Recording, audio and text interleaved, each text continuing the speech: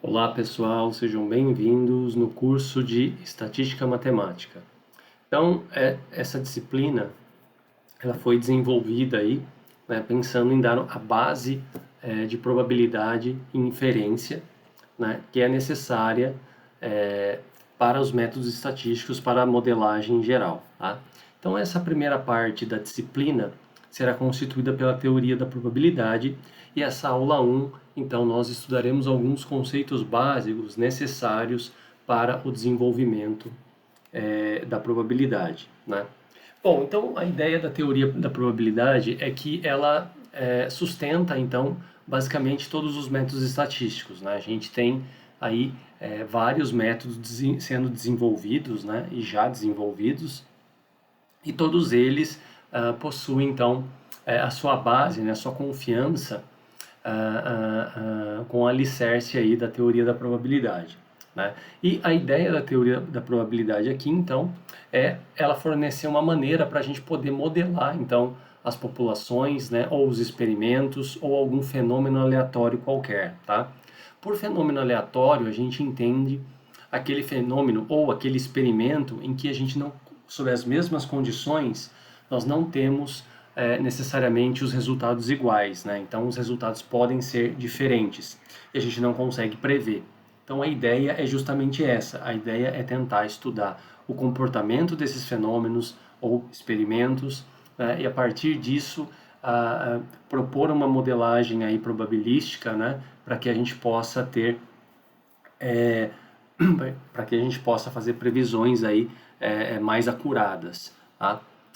Então, a gente inicia o curso com os experimentos aleatórios, né? Então, os experimentos aleatórios, eles são aqueles, né, em que, sob as mesmas condições, né, pode ser que ele represente resultados diferentes, né? Ou seja, a gente não necessariamente a gente vai encontrar, então,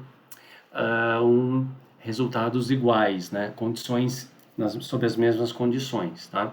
A gente vai denotar esse experimento aleatório por epsilon, né? E existem várias situações aí em que levam a esse tipo de aleatoriedade, né?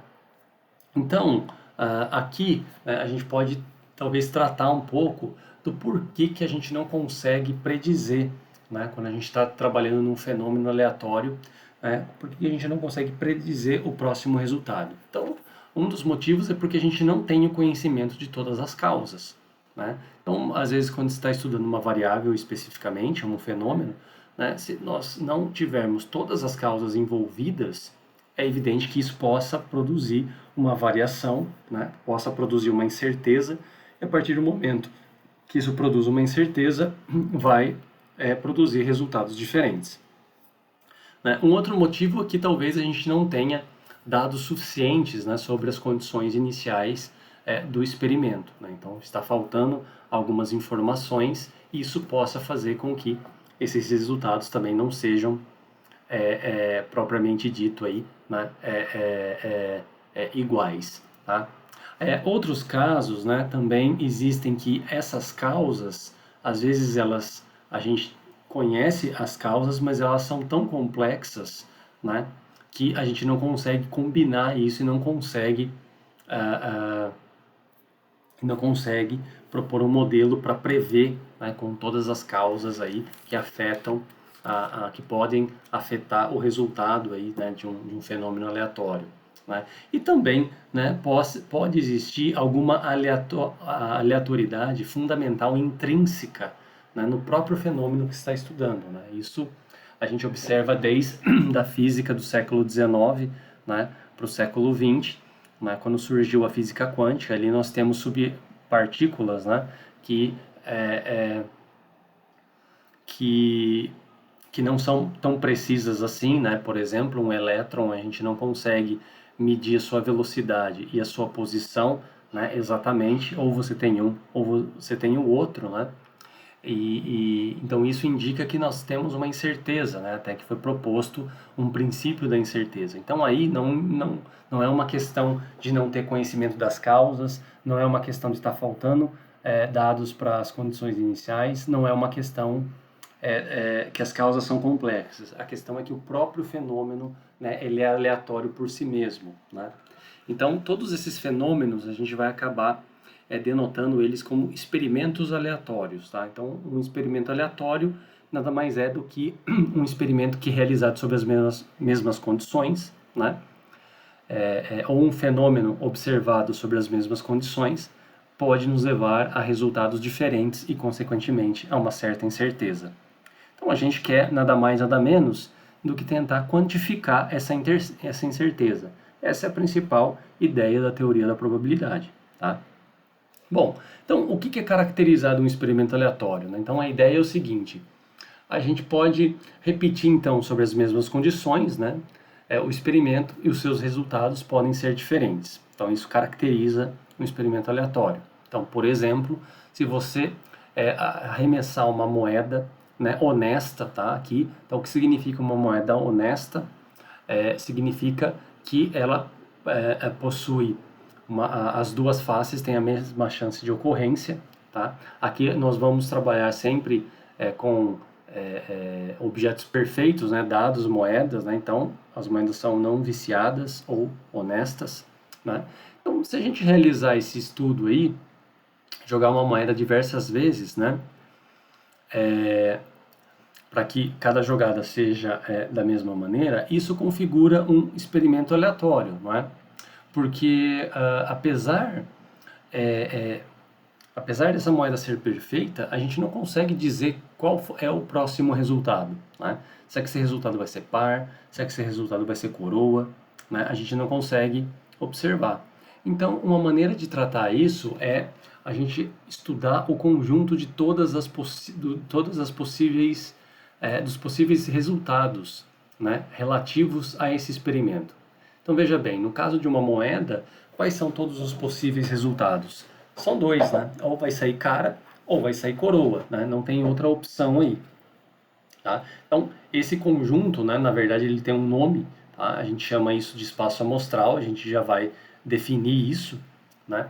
E a ideia a partir disso é o seguinte, né? Se a gente começa a repetir o experimento um número grande de vezes, o que a gente vai observar, né?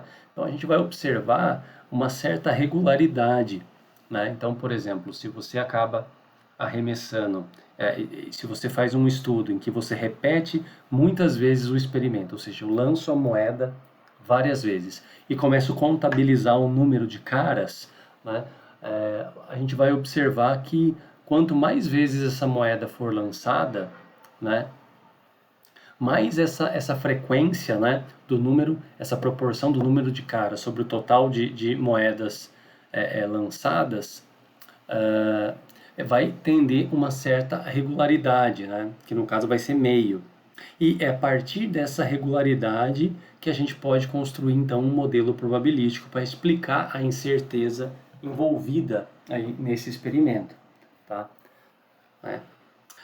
Bom, e aí o que acontece, né? Se a gente retornar na ideia aqui das moedas, né? Isso daqui a gente pode comprovar de modo empírico, né? Se você lançar várias vezes uma moeda e contabilizar o número de caras e o número de coroas, a gente vai ver que no final das contas a proporção então será aproximadamente iguais. É claro que não vai ser exatamente, porque a gente teria que ter um n muito grande, né? Ou seja,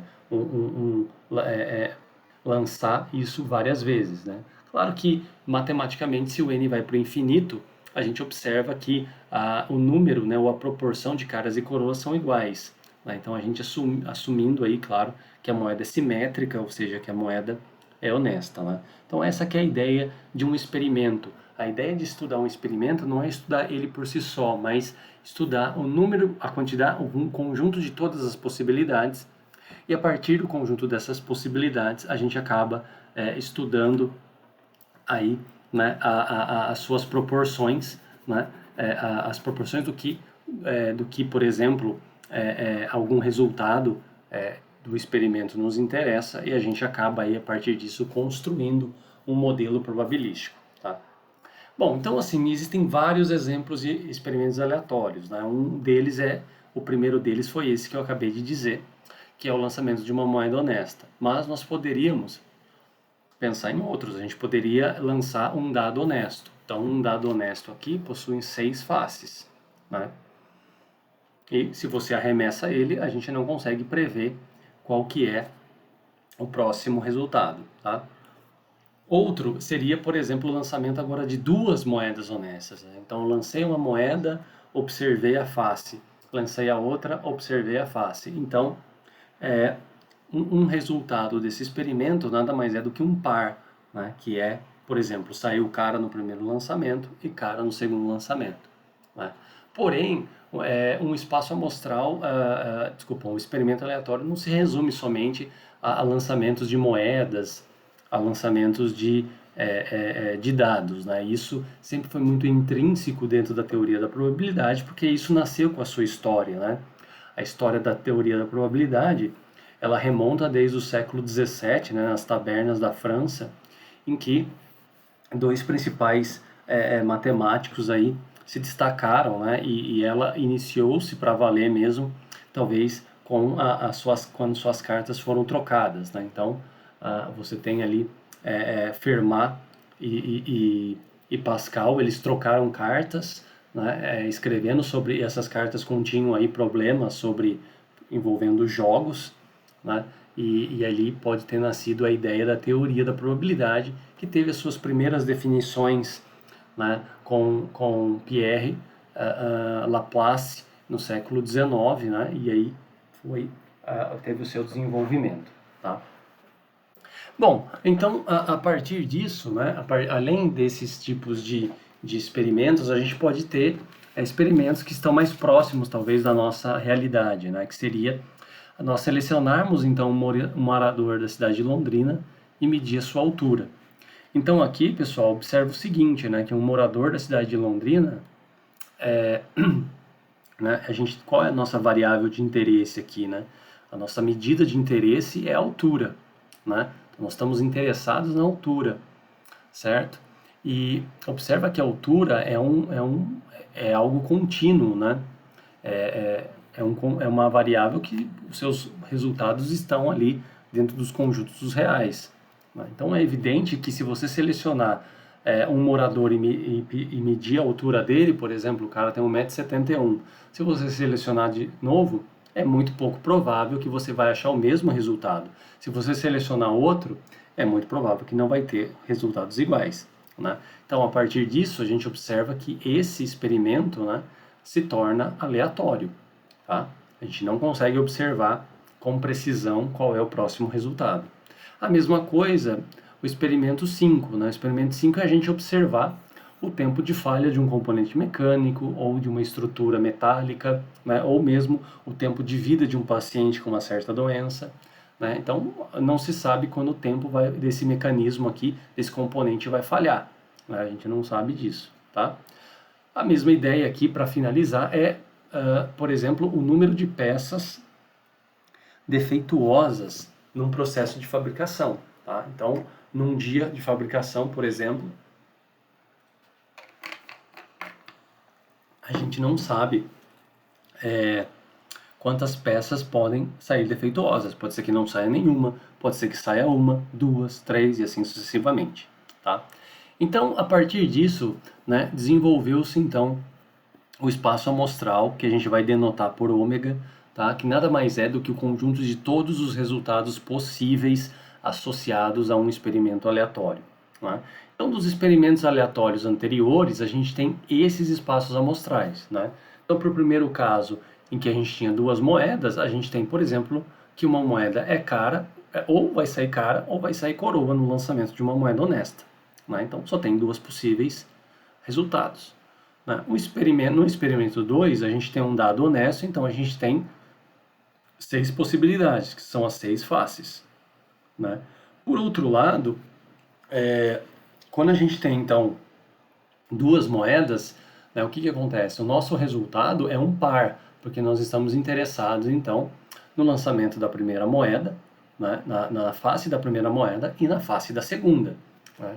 Então, aqui nós temos, por exemplo, cada resultado desse espaço amostral é um par. Então, aqui a gente tem 4 resultados, né? Ou seja, as moedas podem ser cara no primeiro lançamento, cara na segunda, né? Cara na primeira, coroa na segunda, tá? Coroa na primeira, cara na segunda, ou coroa e coroa, tá? Então aqui em geral, nesses estudos a gente sempre faz uma convenção, né, do C ser cara e do K ser coroa, tá?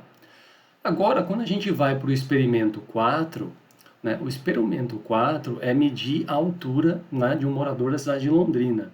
Então veja bem, quando você tem, quais são os valores de altura, né? Você pode ter lá 1,68 m, 1,70 m, 1,52 m, 1,85 m, né? Ou seja, os valores de altura estão, né, pertencem, né, a um intervalo dos números reais, né? Então, uma maneira da gente propor esse tipo de experimento é o ômega ser escrito dessa forma. Ela é uma altura h, né, que pertence aos reais, tal que h aqui é maior que zero, né? Então, essa aqui é uma opção, tá? Por exemplo, todos os resultados possíveis estão aqui dentro? Estão, né? Sem a menor dúvida. Estão todos aqui dentro, tá? Então, assim, qual que é o objetivo do espaço amostral? É listar, então, todos os resultados possíveis, né? É claro que aqui pode ter uma altura igual a 1.000 metros, e é impossível ter um ser humano com 1.000 metros, né? Então, a gente poderia mudar esse espaço amostral, a gente poderia construir, por exemplo, um espaço amostral que vai de 0,1 metros, né, até, por exemplo, 3 metros. É possível? É. Né? Todos os indivíduos, seres humanos da história que a gente tem conhecimento, pertencem, né, as suas alturas pertencem ao intervalo? Pertencem. Né? Então, e aí? E agora? Qual espaço amostral a gente fica? Bom, um espaço amostral, né, quando a gente está trabalhando com alguma condição, alguma variável contínua, nós observamos que né, como por exemplo a altura, nós observamos que ele não é único, tá? Então isso é algo interessante de se notar. O espaço amostral ele não tem a propriedade da unicidade, né?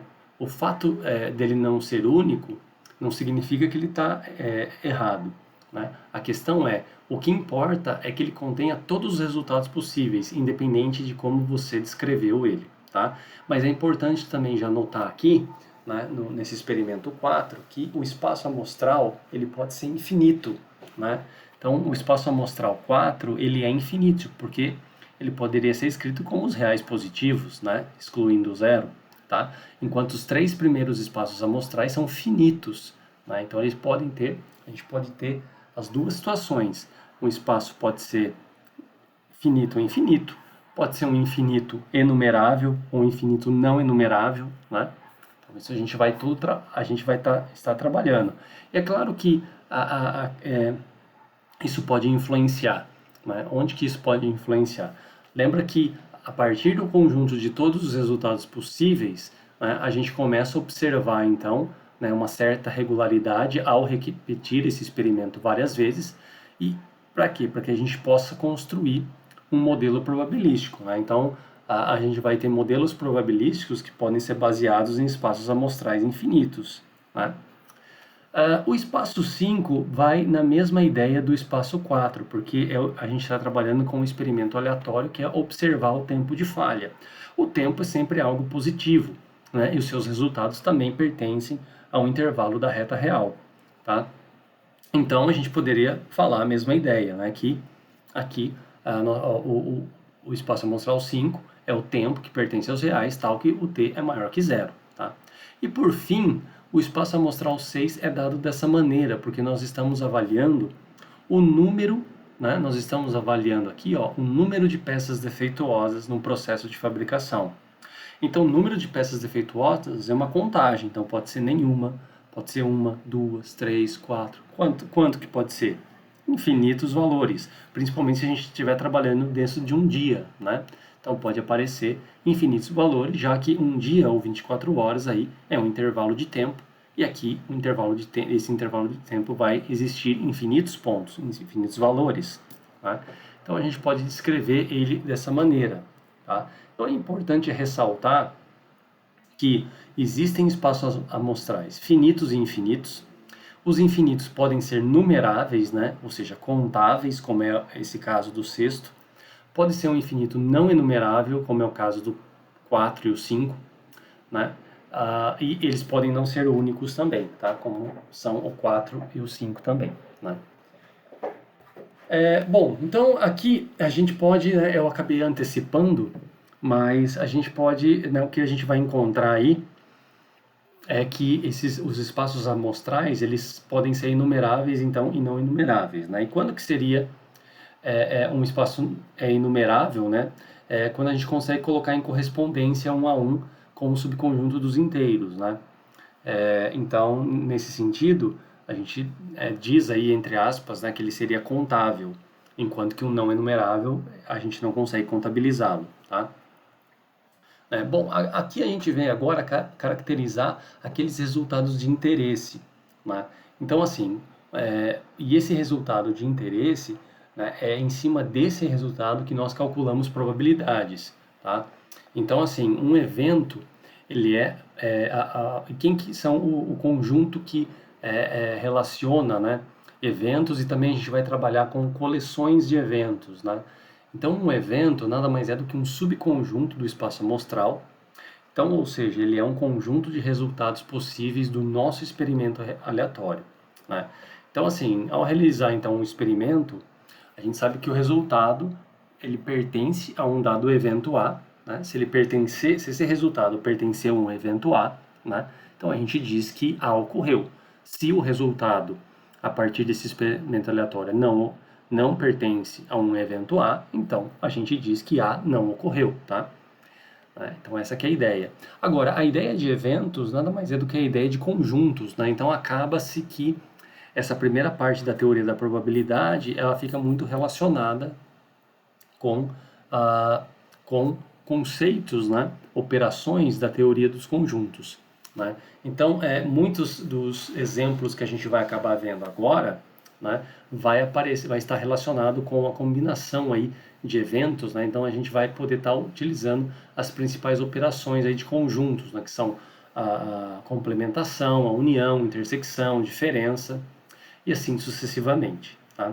É interessante notar, né, uma primeira definição do que são eventos disjuntos ou eventos que são mutuamente exclusivos, né? Eventos disjuntos são aqueles, vai na ideia dos conjuntos disjuntos, né? Ou seja, a sua intersecção é vazia, né? Então, isso também significa, do ponto de vista da teoria da probabilidade, que esses eventos são mutuamente exclusivos, ou seja, eles são incompatíveis ou são excludentes, né? Se um ocorrer, a partir do momento que um ocorre, exclui, né? a, a, exclui a ocorrência do outro, tá? Principalmente porque, né, não existe aí resultados em comum, né? Então é uma definição interessante porque muitos dos eventos aí que a gente estuda possui essa característica, né? Que é a, eles serem mutuamente exclusivos, né? Outra característica interessante é a independência, né? Então a gente diz que eventos independentes são aqueles que a ocorrência de um não interfere na ocorrência do outro, né? Ou seja, a ocorrência de um não vai alterar a chance do outro ocorrer, né? Então isso é um princípio que nós chamamos de princípio da independência e que muitas vezes vai acabar aparecendo aqui no estudo dentro da teoria da probabilidade e também lá da inferência, tá? Então aqui, pessoal, existe um primeiro exercício, tá, que eu vou deixar para vocês resolverem, né, e para semana que vem, na próxima aula a gente discutir, tá? Que é o seguinte, né? Imagina que nós temos então três eventos A, B e C que pertencem, que estão contidos, né, num espaço amostral ômega. Então a ideia é expressar então, né, esses eventos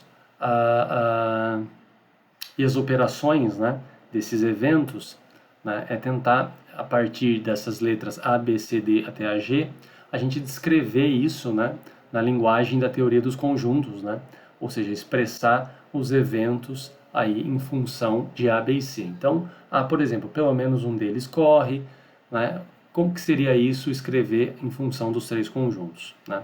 Exatamente um deles ocorre, né? O que significa exatamente um dos três eventos ocorrerem, né? Como que a gente pode escrever isso em termos das operações de conjuntos, né? De interseção, união, complemento e assim sucessivamente, tá? Outro fator importante aqui, algumas relações importantes que nós usamos são essas quatro, tá? As duas primeiras são chamadas leis de Morgan, né? Augustus Morgan foi um matemático e lógico britânico, tá? Do século XIX. E existem as duas primeiras relações que são muito interessantes que a gente vai estar trabalhando, né? Então aqui, o que a gente tem, né? Então vamos supor aqui que os AIs aqui, né, são eventos, tá? São eventos quaisquer, eventos de um espaço amostral. Então aqui a gente está trabalhando com o quê? O que a gente está dizendo? Ó? Aqui dentro a gente tem então a união infinita desses AIs, né? Desses eventos, tá? Então a gente está tomando aqui o complementar, ó. A gente está tomando o complementar, tá? Pegando o evento complementar, né? O evento complementar dessa união, tá? E esse evento complementar, né, dessa união é igual à interseção, né, a interseção infinita de cada um dos eventos complementares aí aqui, tá? Então, ou seja, essa relação é verdadeira, tá? Uma outra relação que nós temos é essa segunda, ó. Nós temos então a interseção infinita, né, dos AIs, tá? E se a gente tomar o complementar dele, é possível a gente chegar na união finita dos complementar, né, do complementar dos eventos AI, tá? A1, A2, A3, A4, e assim vai, né? Então essas duas relações são chamadas leis de Morgan e utiliza-se muito, principalmente para algumas demonstrações ali dentro da teoria da probabilidade, tá? As relações 3 e 4 também têm as suas especificidades, tá? Então, por exemplo, se a gente tomar aqui, ó, se nós tomarmos aqui, pessoal, ó, a interseção, então, de um evento A, tá?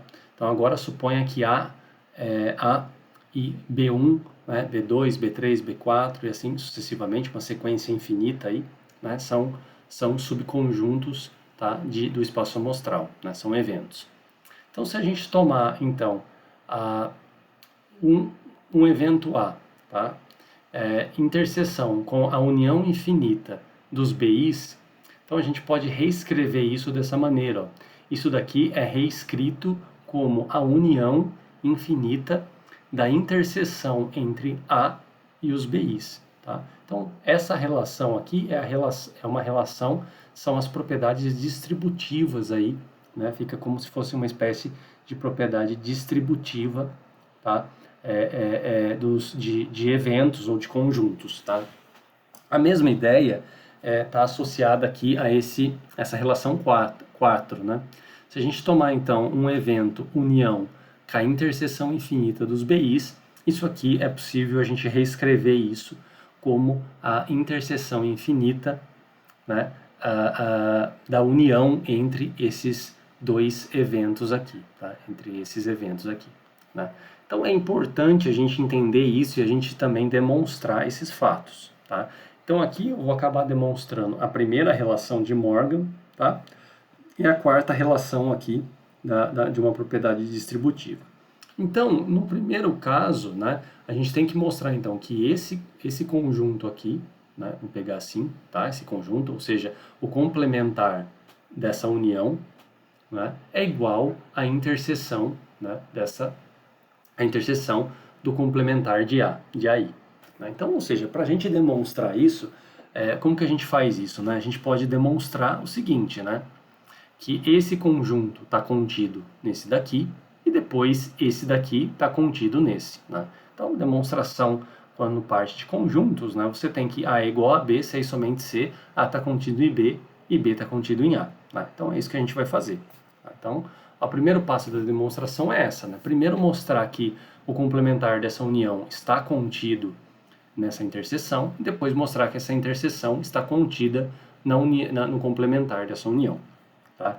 Então, para isso, primeiro de tudo, a gente vai iniciar com mostrar esse termo aqui. Então, a gente tem que tomar um elemento que está no complementar dessa união e mostrar que esse elemento também está nessa interseção. Se a gente fizer isso, né, um elemento qualquer, então a gente mostra que esse conjunto está contido nesse, tá?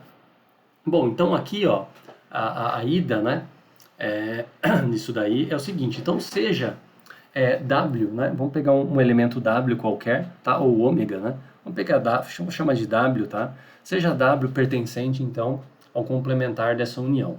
Bom, o que que a gente sabe? Que se W está no complementar da união, então, para todo I, a gente sabe que o W não pertence, né?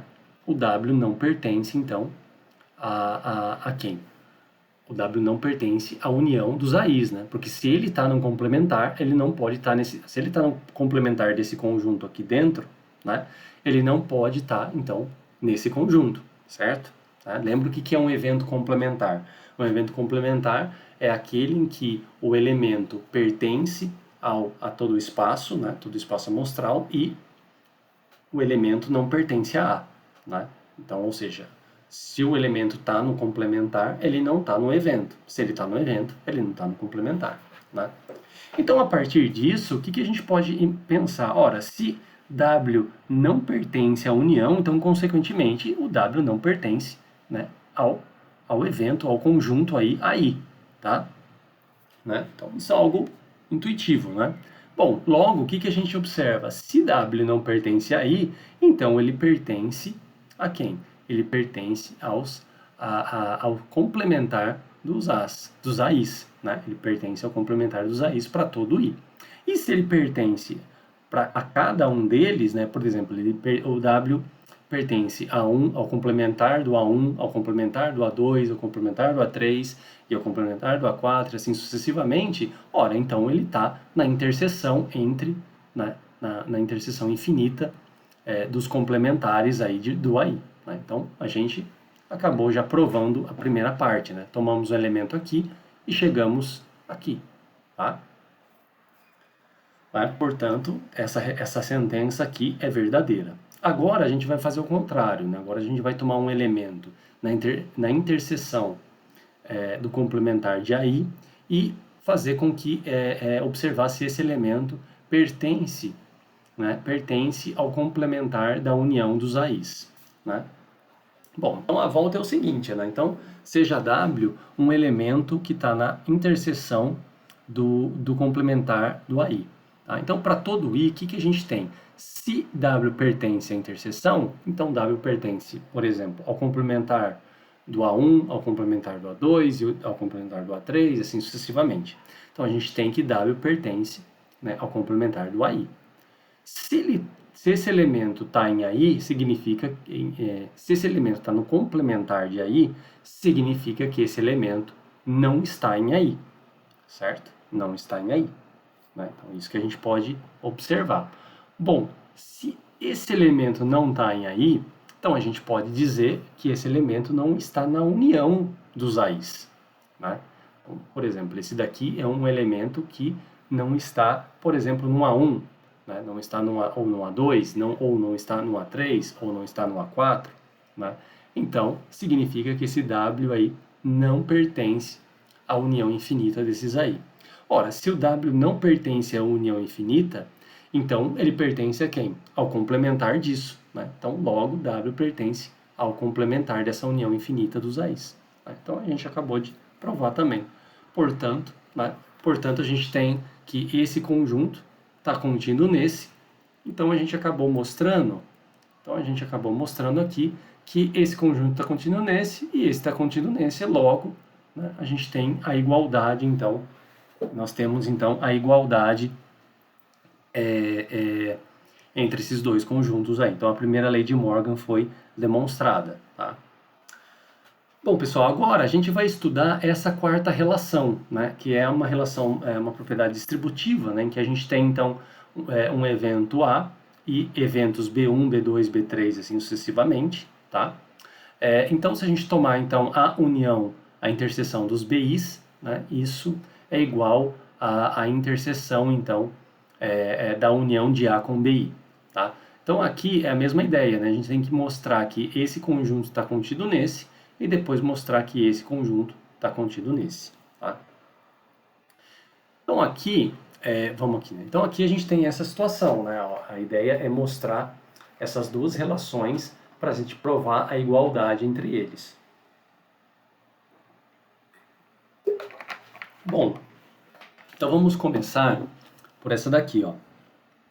Então a gente vai tomar um elemento aqui, tá? E tentar chegar aqui, né? Então aqui a gente vai acabar fazendo duas posições, tá? Então aqui vai existir dois casos. O primeiro caso é o seguinte, né? Como a gente está trabalhando aqui com uma união, né? Então, por exemplo, a gente tomar a gente considerar um elemento W dessa união, a gente pode ter duas questões aqui, né? Ou esse W pertence a esse A, ou W não pertence a A, né? Porque se W pertence à união, significa que W ou está em A, ou está nessa interseção, né? Então, se W pertence a A, quer dizer que ele pode também pertencer aqui ou não, né? Agora, se W não pertence a A, necessariamente a gente sabe que W pertence a esse conjunto aqui, não é? Para estar na união, tá? Bom, então vamos considerar o primeiro caso, que é W pertencente, então, ao conjunto A. Tá? Então, seja aí W pertence vamos tomar então um elemento aqui, né? W pertence à união, essa interseção. Então, o que a gente tem? Primeiro de tudo, né? A gente tem o seguinte, né? Nós temos, então, que como W pertence a A, né? Então, W pode pertencer, por exemplo, né, a A união com B1, certo? W pode pertencer a W união com A2, W pode pertencer a W união com BI, para todo I, né? Porque se W pertence a A, então significa que W está na união de A com B1, significa que W está na união de A com B2, significa que W está na união, né, de A com BI, tá? Bom, a partir disso, a gente já mostra, né? Então, porque se ele está nesse conjunto, né? Se W pertence a esse conjunto e pertence a esse, então ele pertence à interseção desses conjuntos à união BI. Tá? Então ele pertence à interseção deles. Tá? Então a gente já mostrou, né? O primeiro caso aqui, ó, quando o W pertence a A, é basicamente direto. Tá? Agora vamos para o segundo caso, em que o W não pertence a A. Né? Então, se W não pertence a A, e a gente está tomando o W estando nesse conjunto aqui, então significa que necessariamente o W tem que pertencer a essa interseção aqui, né? Tá? Porque aí ele já não pertence a A. Ora, se ele pertence à interseção, então significa que o W pertence a B1, W pertence a B2, W pertence a B3 e assim sucessivamente, né? Até um BI ali, são infinitos eventos, né? Ora, se o W pertence a B1, né, então a gente pode observar que W pertence, então, né, se ele pertence a B1, então ele também está nessa união, né? Ele está na união de A, união com B1, certo? Né? Porque nesse caso aqui a gente sabe que o W não pertence a A, mas como que ele pertence a B1, né? A gente sabe que a união é um ou outro, então essa sentença é verdadeira. Se W pertence a B2, então a gente pode garantir que W pertence à união, né, com B2, e assim sucessivamente. Ora, se ele pertence, então, se W pertence a essa união, e assim sucessivamente, então ele pertence à interseção dessas uniões aí, tá? Dessa união. Então, logo, né, W pertence, então, à interseção infinita de A união com BI, tá? E aí está mostrado, né, está provado a ida, né? Ou seja, está provado essa situação aqui, né, em que esse conjunto está contido nesse. Agora, o que a gente tem que fazer é mostrar que esse conjunto está contido nesse aqui, tá? Então, vamos aqui, ó, para a volta, né? Então, a volta, a gente toma um elemento, então, tá? A gente toma um elemento, então, na interseção da união de A com BI, né? E o que a gente pode escrever aqui? Então, se W tá nessa interseção, então W pertence à união com B1, e também a A união com B2, e também a A união com B3, e assim sucessivamente, dessa maneira aqui. Tá? Bom, se ele está... a partir disso, então, a gente tem que gerar dois casos, né? A gente também vai ter que gerar o caso em que o W pertence a A e o caso que ele também não pertence a A, tá? Então, se W pertence a A, é basicamente direto, pessoal, porque ó, se W pertence a A, né, a gente pode dizer que W pertence a A união com essa interseção, tá? Direto, né? Porque, olha só, isso aqui é verdade? É, porque o que significa essa união? Significa que o A ou ele pertence ao conjunto A ou ele pertence à interseção dos BIs. Como ele pertence ao conjunto A, então está justificado, né, essa união aqui. Então, de fato, ele pertence à união com a interseção dos BIs. Então, já mostramos direto, né? Ó, a gente saiu desse elemento, um elemento saiu desse conjunto e mostramos que ele está nesse conjunto. Agora vamos para outra suposição, a suposição em que W não pertence a A. Tá? Então, se W não pertence a A, o que a gente tem, né? Aí, tá? Nesse caso aí, né? Então, olha só. Se W não pertence a A, então a gente sabe que ele está aonde? Ele pertence ao B1, né? Ele pertence ao B2 e ele pertence, né, a um BI qualquer, tá? Então, por que isso, né? Porque a gente está tomando esse elemento aqui, tá? Quando você toma esse elemento, ó, tomando esse elemento, o que significa? Então, significa a gente está aqui, né? Ó, essa passagem aqui é verdadeira. Então, olha só, se W não pertence a A, então necessariamente ele tem que pertencer ao B1. Se W não pertence a A, necessariamente ele tem que pertencer em B2 para essa sentença aqui ser verdadeira. Se W não pertence a A, então necessariamente ele tem que pertencer a um BI, tá? Então é isso que significa aqui. Né? E se ele está no BI, se ele está no B2, está no B1, no B3 e tal, então ele está na interseção infinita desses eventos, tá? Ele está nessa interseção infinita aí, tá? Então, isso é algo que a gente observa. Agora, se ele está nessa interseção, né, se ele está nessa interseção, a gente pode tomar dessa maneira, né? Então, é direto que W pertence à união com essa interseção aqui, tá? Por quê?